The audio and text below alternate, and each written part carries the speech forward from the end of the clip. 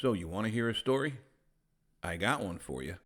This is the continuing evolution of Project Echoval. It's the story of one man. We all know there are more. And what happens when the system responds.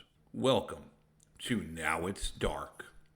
Today, we're going to talk about what happens when someone deviates from established patterns and what happens when the system responds to that deviation. The man we're talking about today didn't post anything political. He wasn't a whistleblower. He didn't contact journalists. He didn't join any movements. He didn't protest. In fact, he didn't do anything that should have mattered. And yet, something in his life had already started changing. Not suddenly, not violently, but quietly. Like pressure being applied so slowly, you don't realize it's happening until you're already struggling to breathe. He didn't know it yet, but the system had begun responding to him. His name is Aaron. He's 32 years old and has a remote data entry job and a one-bedroom apartment in a mid-sized city. He has no criminal record, no history of activism, and no unusual browsing habits. Aaron is what you might call aggressively normal. The only thing Aaron has done differently was to stop clicking certain things. He wasn't trying to make a statement. He wasn't trying to rebel. He had just grown tired of all the outrage. He was tired of political content, tired of culture war headlines, and tired of people telling him what to hate this week. So he just stopped engaging. He still scrolled. He still watched cooking videos, comedy clips, and random tutorials, but he stopped clicking anything emotionally charged. That was it. No manifesto, no post about it, just a quiet behavioral change. And for the first few weeks, nothing happened. And then the search results started getting strange. They weren't censored, they weren't blocked, they were just unhelpful. He'd search for something simple, like best beginner camera. The results would come back outdated, forum posts from 10 years ago, broken links, sponsored pages for discontinued models. It felt like using the internet from a bad connection. Then his recommendations drifted. His video feed filled with content he never asked for. 30-second clips of babies crying, of children behaving badly, of people reacting to gardening videos, low-effort compilations of cats and dogs. None of it was offensive. None of it was alarming. It was just mind-numbing. Autoplay became unbearable. Every video led to something flatter, duller, more emotionless. Nothing was removed. It just became harder to reach anything that felt meaningful. Around the same time, conversations with his friends started to feel off. They referenced stories he had never seen. Big stories, apparently everywhere. He'd ask where they'd heard about it. Everyone's talking about it, is what they'd say. He'd check his feeds, nothing. When he brought up topics he had been reading about, they reacted strangely. Not hostile, not argumentative, corrective. Like he had misunderstood something obvious. They didn't debate him, they adjusted him. Subtly, casually, the same way Echoval had been adjusting them for so long. As if reality had a default setting, and he was misaligned. That's when Aaron began to feel something worse than confusion. Isolation. Not physical isolation. Socially, everything looked normal. Group chats were still active, his family was still texting, co-workers were still Slack messaging him, but none of it connected. It felt like he was speaking into padded walls. Then his work started slipping. Not because he stopped trying, but because every task felt heavier.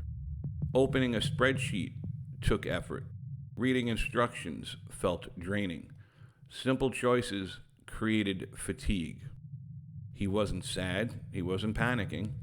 He was tired in a way sleep just couldn't fix. At night, he doom scrolled endlessly, not because he enjoyed it, but because it required less energy than thinking. One evening, while searching aimlessly, Aaron stumbled onto a dead forum thread.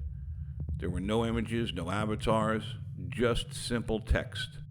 The title, Echo Veil Flags Drift, Not Belief. The post was several years old, and there were no replies. Just a couple of paragraphs, no more than 150 or so words. It said, Echo Veil does not monitor what you think. It monitors how predictably you behave. Aaron almost closed it, but kept reading. The anonymous poster claimed modern influence systems had moved past persuasion. It was something called consensus engineering, and used phrases like consensus without awareness or consensus without resistance. He went on to say beliefs were considered unreliable. People could hold contradictory beliefs and still behave the same. So Echo Veil stopped optimizing ideology. It optimized behavioral stability, engagement patterns, click timing, scroll velocity, topic switching frequency, search variance. Any of these things sound familiar? Echo Veil was not interested in opinions. It tracked rhythms.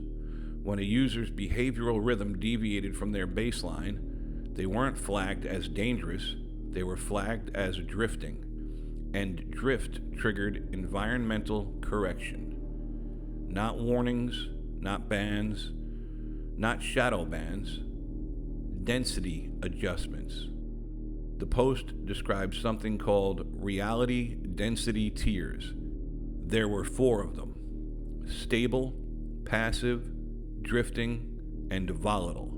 Stable users received dense realities, high signal, relevant information, fast delivery, opportunity-rich environments.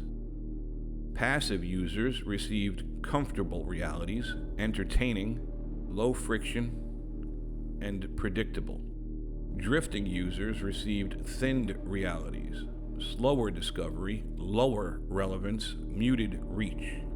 Volatile users received padded realities, heavily mediated, emotionally saturated, high noise, low coherence. No punishments, no notifications, no visible penalties.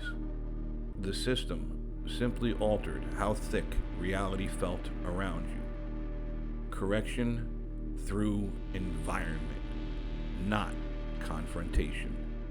Aaron sat back from his screen. He felt something cold settle in his stomach because it described his last 3 months perfectly. He searched for the phrase reality density tiers and found nothing. He searched variations of it, even looking up Project Echo Veil. Nothing. He went back to the thread from earlier. It had been cached. There was no archive, no user profile, only the text. Over the next week, Aaron paid attention. His posts, no engagement. Not fewer likes, none. Even on forums he had gotten a ton of engagement on in the past. Now messages went unanswered. His emails received polite but delayed replies, or no reply at all. Jobs he had applied for seemed to have disappeared into silence. He was not rejected, he was not declined. He was simply ignored. He still had a voice, he just didn't have an audience, and that was worse. He tried to fight it, while at the same time doubting this could all be the result of him changing his search habits. He forced himself to research again. He followed political channels, he clicked trending topics, watched long debates, and for a moment, his feed changed. The color returned, the drama returned, and the outrage returned. The system warmed back up, but it felt wrong somehow, like putting on someone else's coat. He tried to hold two things at once: consume enough mainstream content to stay visible, while privately researching what he was really interested in. The fatigue doubled. Within days, he stopped researching, not because he changed his mind, but because he just didn't have the energy to care. The system didn't convince him, it exhausted him. One night, Aaron reopened the forum thread. At the bottom, a new post had appeared, time-stamped 3 p.m. the day before. It said, "Systems that punish create martyrs. Systems that tire create participants." Below it, there were just a few more lines. One that really didn't make much sense to him. He didn't know the whole story of Echo Val. It said, "The town was not erased. It was a prototype for outlier handling." And finally, the last lines: "Consensus programming is dangerous to your health. The brainwashed do not know they are brainwashed." That was enough for Aaron. He closed his laptop, he sat in the dark, and for the first time, he understood something terrifying. Most people don't fail Echo Val. They don't rebel, they don't resist. They simply drift. They scroll. They get tired. They adjust. Echo Val doesn't need your belief. It doesn't need your loyalty. It doesn't even need your agreement. It only needs your behavior. Because belief can change. Behavior is easier to shape. And once you drift far enough from the pattern, the system doesn't simply notice, the system responds. All right, so what are you thinking? Nice story? No way it's true.